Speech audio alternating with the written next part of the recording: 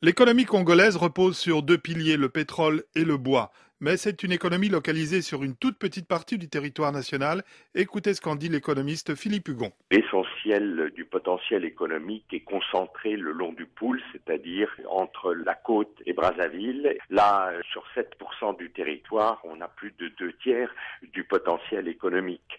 Concentrée sur quelques pourcents du territoire, l'économie congolaise l'est aussi entre quelques mains. Le clan du président Sassou Nguesso est accusé de détournement de fonds publics, de corruption, de clientélisme.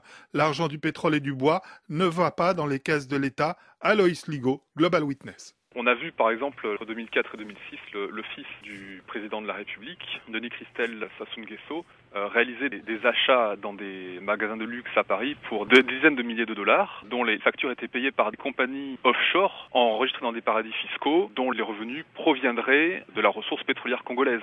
Pourtant, il y a quelques petits progrès dans le sens d'une plus grande transparence. Aloïs Ligo. Il y a des efforts qui ont été réalisés, ça on ne peut pas le nier. Il y a des informations qui sont publiées sur le site du ministère des Finances congolais. Le Congo participe à l'initiative pour la transparence des industries extractives. Maintenant, est-ce que ces efforts sont suffisants pour réellement résoudre le problème de la corruption? La question reste entière. Pour la population congolaise, en effet, effort de transparence ou pas, les revenus ne sont pas au rendez-vous. Philippe Hugon.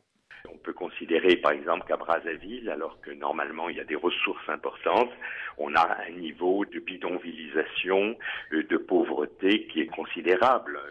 Le taux de scolarisation net est tout juste égal à 50%, et dans un pays qui a d'énormes ressources minières, qui évidemment a connu la guerre, c'est sûr, qui s'est terminée en 2003, mais ceci n'explique pas évidemment le niveau de santé, le niveau d'éducation ou le niveau d'habitat ou de transport, de logement dans lequel se trouve la majeure partie de la population. Donc on a aussi une distribution très inégale de la rente.